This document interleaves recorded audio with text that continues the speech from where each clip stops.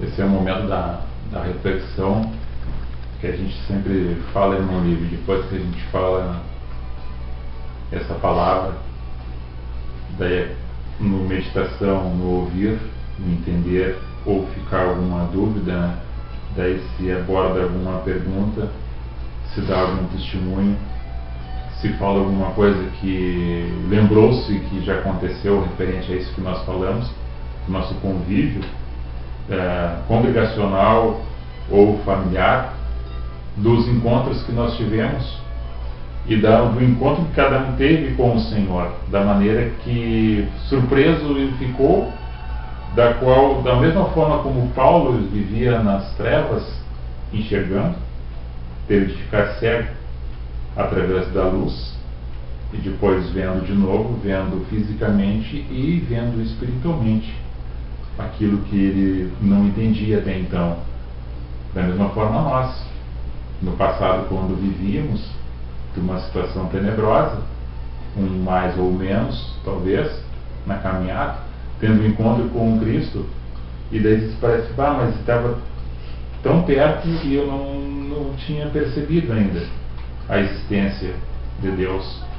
E daí no encontro, me caiu como escama dos meus olhos. Meus ouvidos foram desentupidos das coisas que foram colocadas, a qual entrava às vezes por aqui e saía pelo outro lado. Ou às vezes nem entrava, porque estava fechado, não queria escutar. Mas quando demos ouvido à voz do bom pastor, do sumo pastor, de Jesus Cristo, o verdadeiro pastor, nós compreendemos ele, nós entendemos ele. Das ovelhas do aprisco, que cada um de nós pertence a esse rebanho do Senhor, a qual ele chama com amor e ternura, e apacenta as suas ovelhas, e passa o óleo nas machucadas, e busca aquela perdida, e traz para junto de si, muito preocupado. O verdadeiro pastor é assim, diferente daqueles que são salteadores, que são vestidos, e que são lobos vorazes, que estão preocupados somente com a lã e com a carne, e que deturpam a verdade do bom pastor, se fazendo passar por pastor. E daí nós não falamos, mencionamos, é questão de comportamento.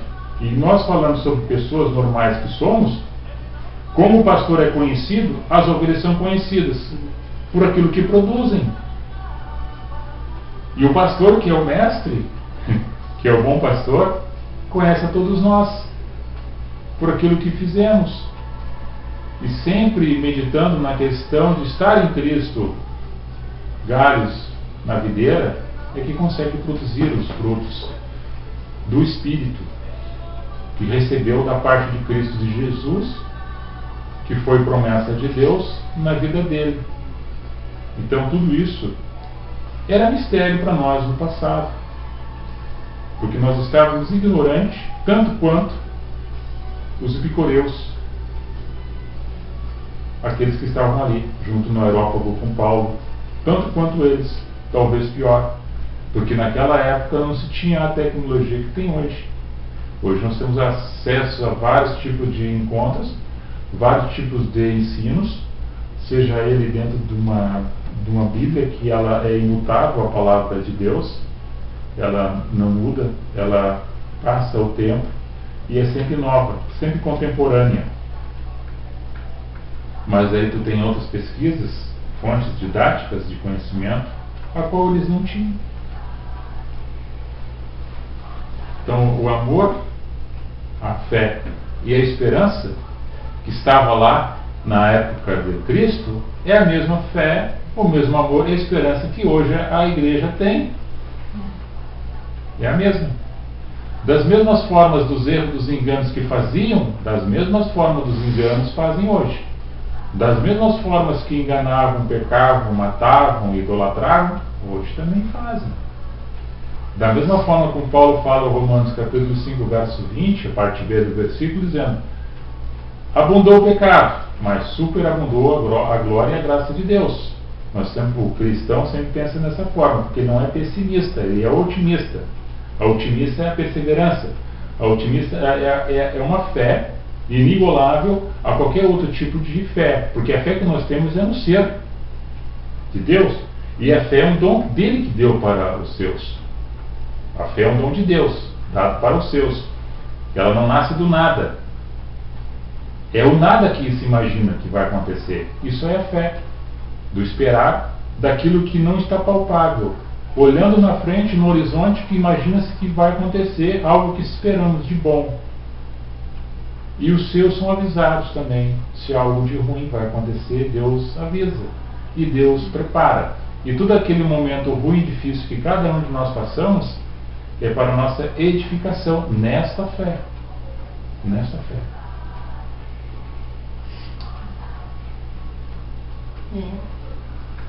Pode falar, mano.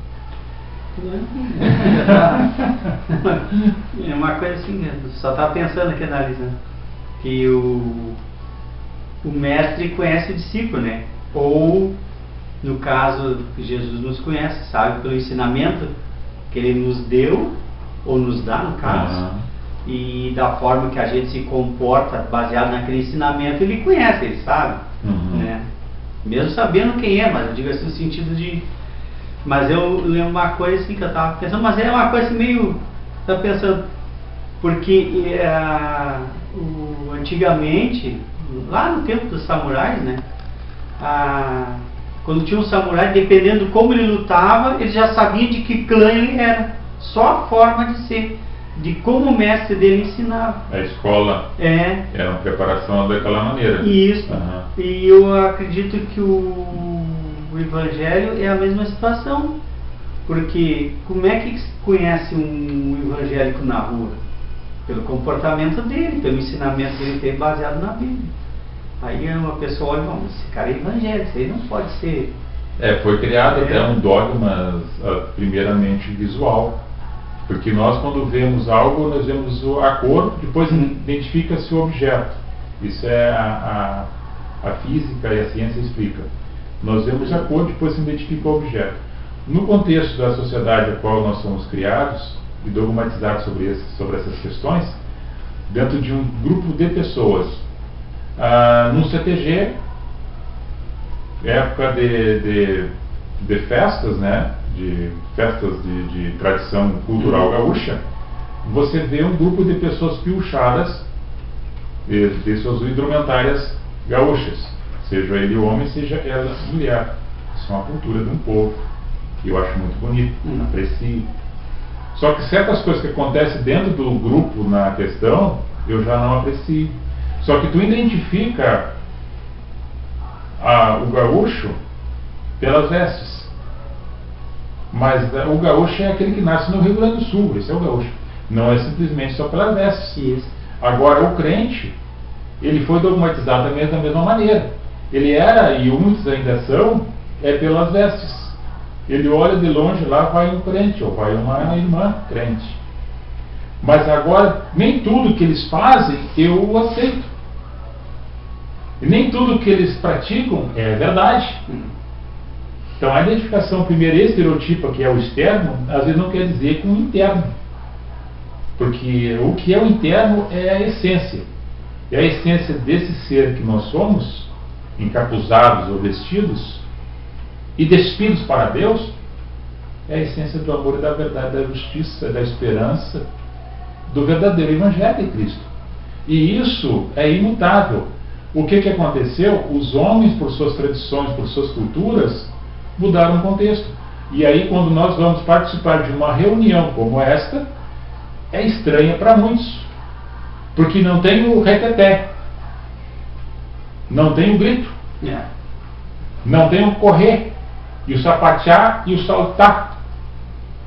Mas tem o verdadeiro evangelho pregado, ensinado, falado, verbalizado, para que as pessoas, na sua consciência de amor e de esperança e fé, na sua caminhada na rua, onde quer que esteja, vivam esse evangelho, não precisando gritar, pular, ou se escabelar, ou rodar pelo chão. Agora, tem pessoas que participam, se vêm para uma reunião igual essa, não vêm mais, porque não tem aquilo a qual estão acostumados. Então, isso é uma questão cultural que foi colocada dentro das congregações e que está enraizado em seus corações e suas mentes, e que agora no verdadeiro evangelho quem fala é loucura. Inverteu. E muitos ainda sabem que estão errados, mas continuam permanecendo neste erro, porque as pessoas estão agrupadas. E quando estão agrupadas, eu tenho o monopólio dessa situação e manipulo as pessoas.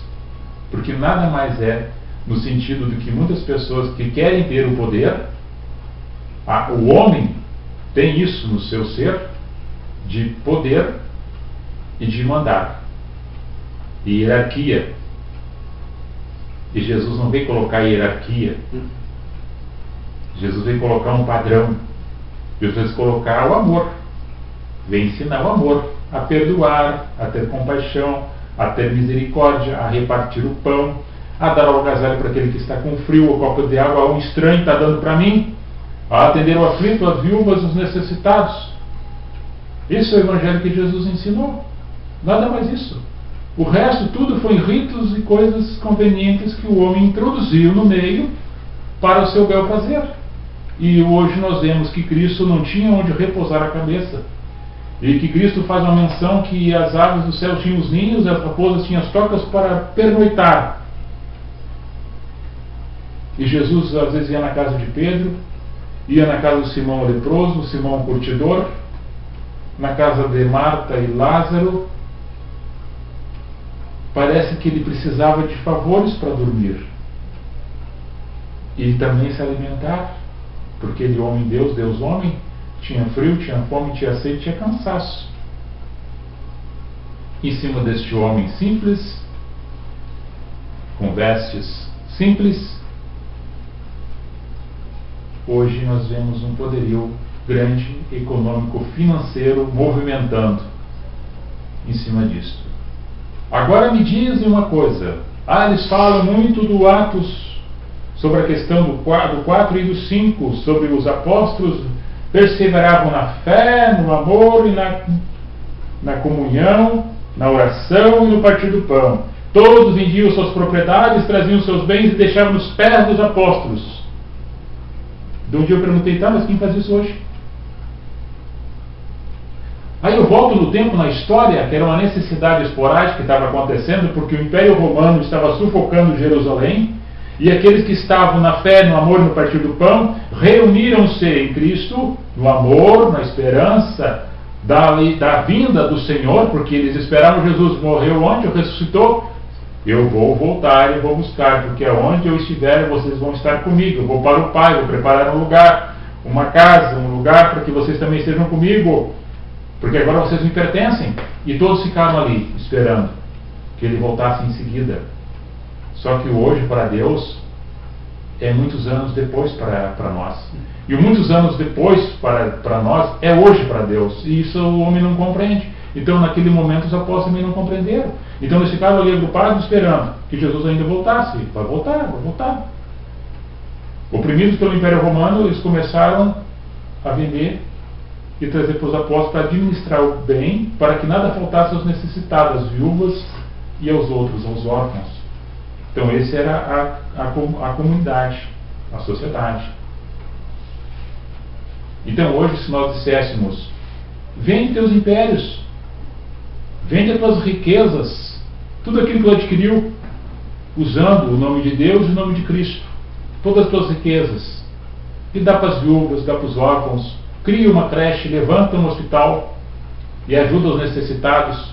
Faz esse evangelho de Cristo, viver e reviver de novo na sociedade. Mostra Cristo nas tuas obras, que Tiago fala, que não está indo contra a carta de Paulo aos Romanos e nem contra de Paulo aos Gálatas, que fala que a fé é um dom de Deus, pela graça tem a fé e recebe, que é dom de Deus, será salvo pela fé, que é um dom de Deus. E Efésios fala 2:8, fala sobre isso.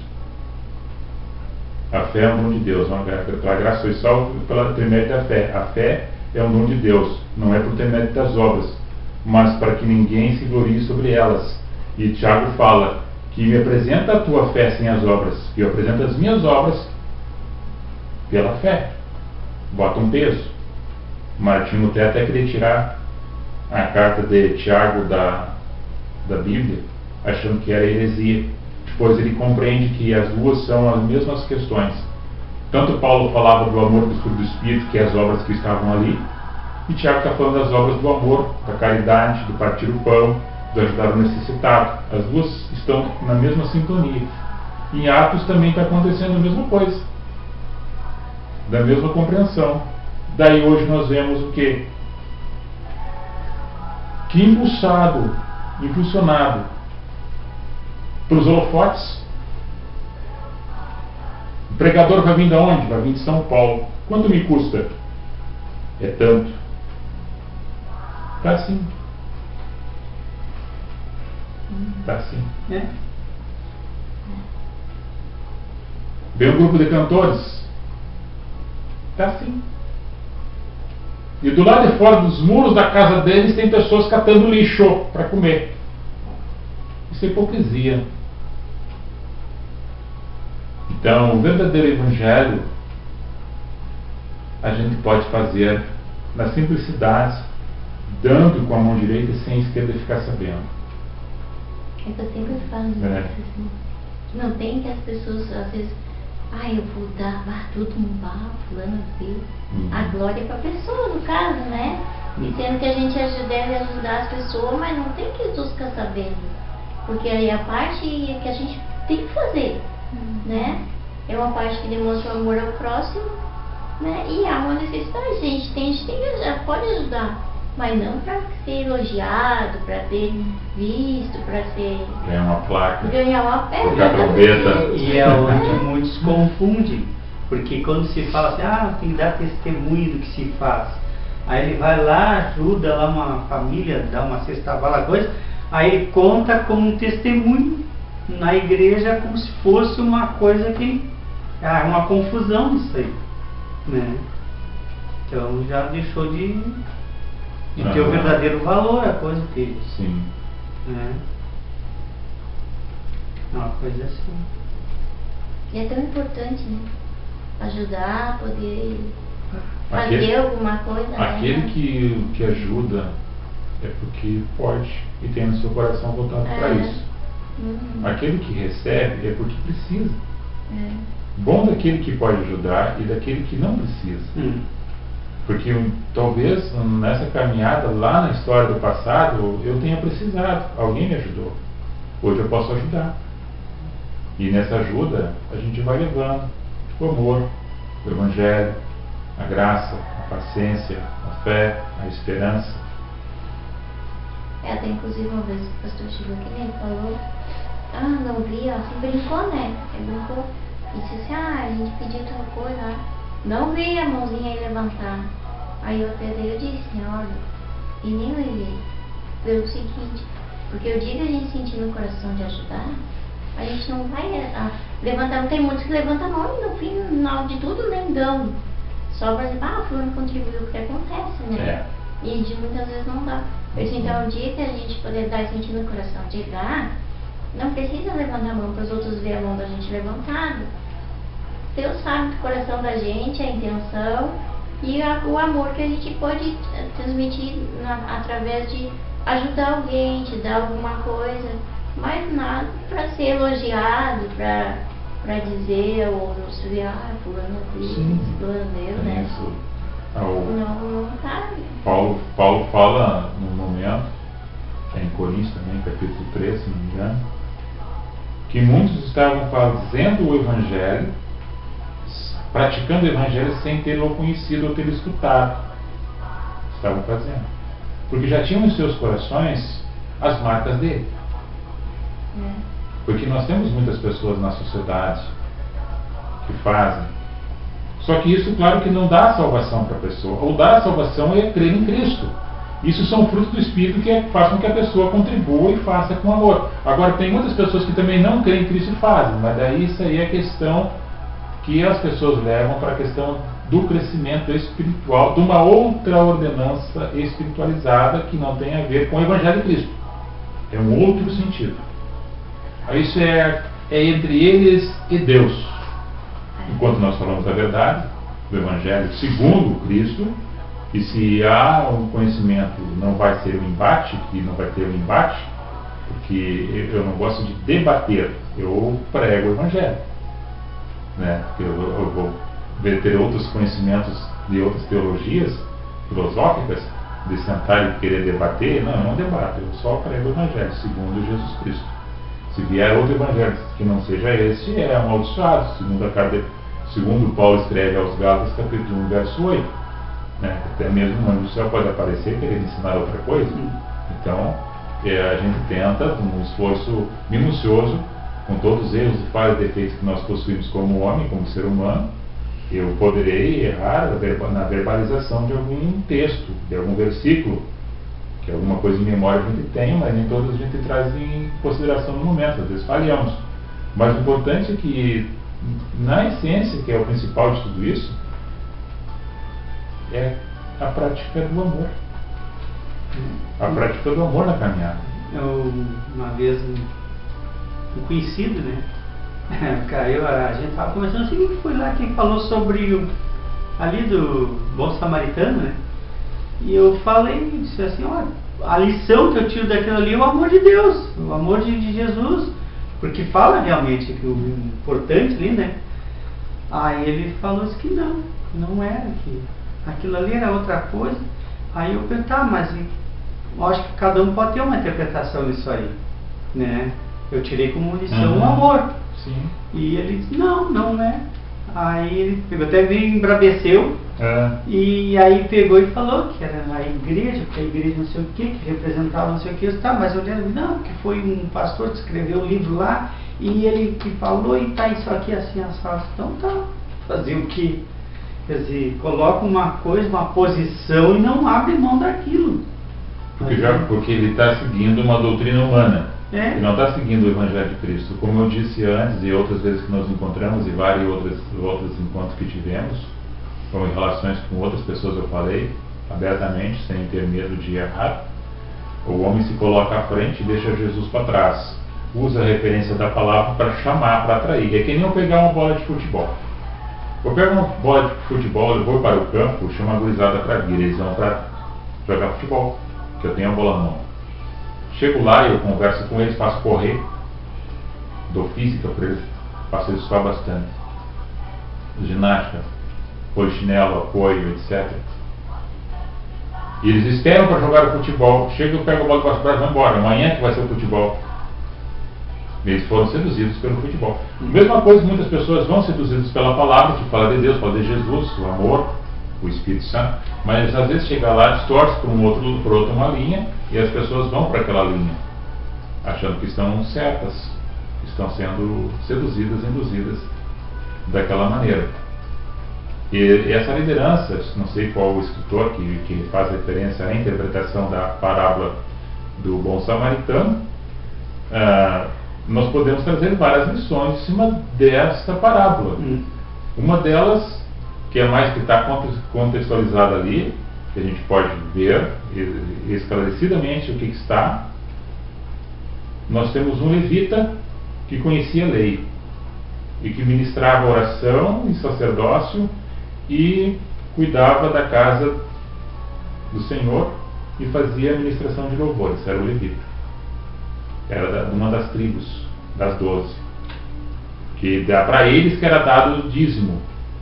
Eles ficaram somente cuidando dessa parte. Tempo de Moisés, tempo da lei. Aí nós temos o sacerdote, que é aquele que fazia a administração de adoração a Deus dentro do Santo dos Santos, dentro do tabernáculo. Depois foi templo e depois foi sinagoga, os sacerdotes. E daí nós temos um samaritano que é o inimigo dos judeus. Lá em 2 Reis fala que houve a briga lá por causa do filho do Salomão, Jeroboão, que fez com que, ouvindo o conselho dos jovens e não o conselho dos anciões, separou as tribos, ficou 2 em Jerusalém, Judá e Benjamim, e as outras 10 foram para o norte, Samaria, e eles eram irmãos e brigavam entre si. Então os samaritanos ficaram inimigos um do outro. Esses que eles achavam que não ia vir para ajudar é o que veio. Os outros passaram de largo. Então o que quer dizer com isso? Não adianta ser religioso. Não adianta cuidar de um templo onde diz que Deus não habita em templo feito por mãos de homens. Não adianta ser isso. Aí volta em Cristo. Tu tem que ter fé, tem que ter amor, tem que ter esperança. O samaritano tinha fé, tinha amor, tinha esperança mesmo não sendo religioso. Porque religião não salva. Tanto não salva ele como não ajuda o outro, que estava caído. Então o caído quem é? O mais próximo que está de ti. Não é o que está longe, é o que está perto. E o que está perto não interessa a cor, raça, a credo religioso que ele é, não interessa a enfermidade que ele está passando, a condição social que ele se encontra, a condição que ele precisa de uma ajuda. E ele passou por cima de todas essas questões, que tinha inimizade contra o judeu, ali o samaritano é um bom, que tem Cristo em sua vida. Colocou em cima da sua covadura, deu vinho para ele, para fortalecer, para alegrar a ele, botou sobre as feridas o óleo, curou as feridas, ajudou, trouxe o desfalecido em cima da covadura, levou na estalagem, deu dinheiro, ou na volta deu mais se precisar. Tem uns que trazem tradução para Cristo, que é o samaritano, que depois ele vai vir para buscá-lo de novo, que seria a ressurreição, deve buscar a igreja, como se o samaritano fosse a igreja caída. Não é. A referência é, não adianta ser religioso. A religião não salva. Tu tem que ter Cristo no coração e ter amor e ajudar o próximo. Indiferente quem seja, está perto de ti, tu estende a mão. E quem estava debatendo com Cristo era um judeu. Quem é o meu próximo? Ah, eu faço tudo isso, eu obedeço às leis, as regras eu obedeço. Eu sou um ritualista, mosaico. Então, a gente tem falado abertamente, e algumas vezes eu falei ali, falei na rádio, falei no Três Pinheiros.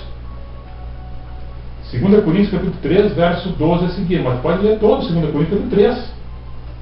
Tu pode ler todas as cartas de Paulo aos Gálatas, lê os autores aos Hebreus. O autor dos Hebreus está falando ali, a lei, o sacerdote da ordem de Melquisedeque é Cristo. Então não tem mais o sacerdote levita, não tem mais aquela ordenança mosaica. O sacerdote agora que nós nos espelhamos é Cristo. Não tem mais outro. É Cristo. E se eu ler Gálatas, eu também vou entrar em contradições daquilo que as pessoas fazem. Agora eu vou contradizer a essência da palavra de Cristo, segundo o Paulo compreendeu Jesus em sua caminhada, e que Cristo falava. Vocês estão fazendo isto, mas não é assim. Não é assim que funciona. Agora é assim. Eu vou ser o sacrifício. Em mim a lei vai ser abolida. Em mim ela vai ser cumprida. E em mim vocês não vão precisar mais cumpri-la, porque eu vou cumprir. Agora basta obedecer.